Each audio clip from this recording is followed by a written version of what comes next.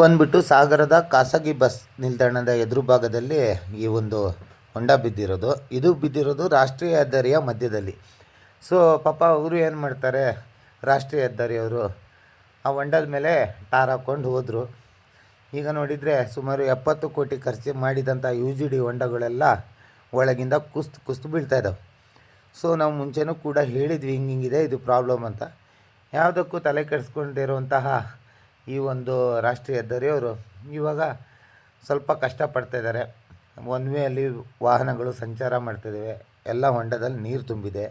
ಈ ಸರ್ತಿ ಮಳೆನೂ ಕೂಡ ಕಮ್ಮಿ ಇತ್ತು. ಹಾಗಾಗಿ ಇನ್ನೂ ಸ್ವಲ್ಪ ಆ ಕಡೆ ಈ ಕಡೆ ಎಲ್ಲ ಕುಸ್ತು ಬೀಳೋದುಂಟು. ಸ್ವಲ್ಪ ನಾವು ಸಾಗರದವರು ಶಾಂತಿ ಪ್ರಿಯರು, ಸಮಾಧಾನ ಇರೋರು.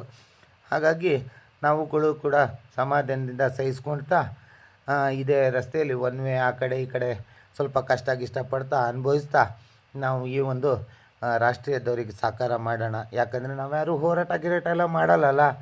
ಅವ್ರಿಗೆ ಮನಸ್ಸು ಇಚ್ಛೆ ಬಂದಂಗೆ ಅವ್ರು ಮಾಡ್ಕೊಳ್ತಾ ಇದ್ದಾರೆ. ಮಾಡ್ಕೊಳ್ಳಿ, ಅವರಿಗೂ ಒಳ್ಳೆಯದಾಗಲಿ.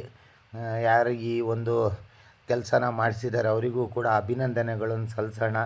ಇಂಥ ಒಂದು ಸಾಗರಕ್ಕೆ ಉತ್ತಮ ರಸ್ತೆಯನ್ನು ಕೊಟ್ಟಿದ್ದಕ್ಕೆ ನಾವು ಅವರಿಗೂ ಕೂಡ ಥ್ಯಾಂಕ್ಸ್ ಹೇಳೋಣ. ಮತ್ತು ಇನ್ನೂ ಕೆಲವೊಂದು ಸುದ್ದಿಗಳಿದ್ದಾವೆ, ರಾಷ್ಟ್ರೀಯ ಹೆದ್ದಾರಿಯ ಸುದ್ದಿಗಳು. ಅವನ್ನೆಲ್ಲ ಮಾಡ್ಕೊತ ಬರ್ತೀನಿ. ಯಾಕಂದರೆ ಇಲ್ಲಿ ನಿಲ್ಸೋಕ್ಕೆ ಬರೋಲ್ಲ. ಯಾಕಂದರೆ ಇದಕ್ಕೆ ಪರ್ಯಾಯ ವ್ಯವಸ್ಥೆನೂ ಕೂಡ ಮಾಡಿಸ್ಕೊಬೇಕು. ವಾಹನಗಳ ದಟ್ಟಣೆಯಿಂದ ಭಾಳಷ್ಟು ವಾಹನ ಸವಾರರಿಗೆ ಸಂತೋಷ ಆಗ್ತಾಯಿದೆ ಅಂತ ನಾನು ಭಾವಿಸ್ತೀನಿ. ಯಾಕಂದರೆ ನಾವು ಹೋರಾಟ ಮಾಡಿಲ್ಲ, ಆ ಹೋರಾಟಕ್ಕೆ ನಾವೇ ಅದಕ್ಕೆ ಅನುಭವಿಸ್ಬೇಕು. ಧನ್ಯವಾದಗಳು.